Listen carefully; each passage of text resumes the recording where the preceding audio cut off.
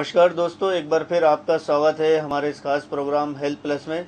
दोस्तों, हमने इस कार्यक्रम में कई बीमारी और उनके इलाज के बारे में आपको बताया है। उसी कड़ी को जोड़ते हुए आज हमारे साथ हैं माँ गायत्री होम्योपैथिक क्लिनिक से डॉक्टर शैलेंद्र सिंह, जो आज हमसे चर्चा करेंगे होम्योपैथिक पद्धति के बारे में। तो शैलेंद्र जी, आपका बहुत बहुत स्वागत है हमारे प्रोग्राम हेल्थ प्लस में। बहुत बहुत धन्यवाद देवेंद्र जी। मैं आपसे सबसे पहले ये दर्शकों के लिए जानना चाहता हूँ, जैसे होम्योपैथिक की आज हम बात कर रहे हैं, तो होम्योपैथी होता क्या है और ये कैसे इलाज करते हैं इसमें? बहुत अच्छा क्वेश्चन किया आपने।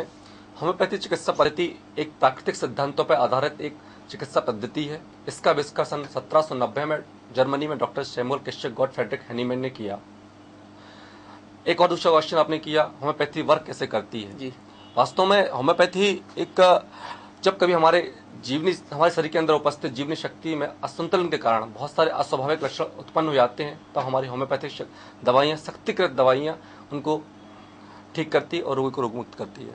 तो दर्शकों, देखा आपने अभी डॉक्टर शैलेंद्र ने बताया कि होम्योपैथी होती क्या है और वो कैसे वर्क करती है। शैलेंद्र जी, मेरा अगला सवाल आपसे ये है दर्शकों के लिए कि ऐसा लोगों का मानना है कि होम्योपैथिक उपचार में पहले रोग को बढ़ाया जाता है, फिर उसके बाद उपचार से घटाया जाता है, तो उसमें आपका क्या मानना है? थोड़ा वास्तव में ये एक बहुत बड़ी भ्रांति है कि लोगों के बीच में कहा जाता है कि होम्योपैथी चिकित्सा पद्धति का इलाज शुरू करने से जैसे ही करते रोग बढ़ता है।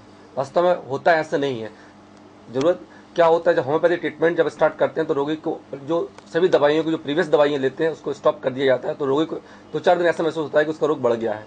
परंतु होता है कि जैसी दवाइयां होम्योपैथी की स्टार्ट होती हैं, आफ्टर 2-3 डेज बाद, 2-3 दिन के बाद में ही उसको आराम मिलना स्टार्ट हो जाता है। तो दर्शकों, देखा आपने, काफी अच्छी जानकारी दी डॉक्टर शैलेंद्र ने। शैलेंद्र जी, मैं आपसे एक सवाल और पूछना चाहता हूँ कि जैसे एलोपैथी में कुछ बीमारियों में ऑपरेशन ही एक इलाज समझा जाता है, तो क्या ऐसा संभव है कि होम्योपैथी में भी उन बीमारियों को इलाज संभव है क्या? वास्तव में होम्योपैथी चिकित्सा पद्धति इसलिए पूरे विश्व में फेमस हुई कि कई ऐसे सर्जिकल डिसीज हैं, जैसे कि टॉन्सिलाइटिस हुआ, रीनल स्टोन हुआ, गाल स्टोन हुआ, फिशर, पाइल्स, एडिनोफाइब्रोमा, जैसे जिसको बोलते हैं कि महिलाओं में अक्सर स्तन में गांठ हो जाती है, एडिनोफाइब्रोमा। ऐसी कई सर्जिकल प्रॉब्लम होती है जिसका होम्योपैथी में बिना ऑपरेशन के दवाइयों से एक पूर्णतः इलाज संभव है।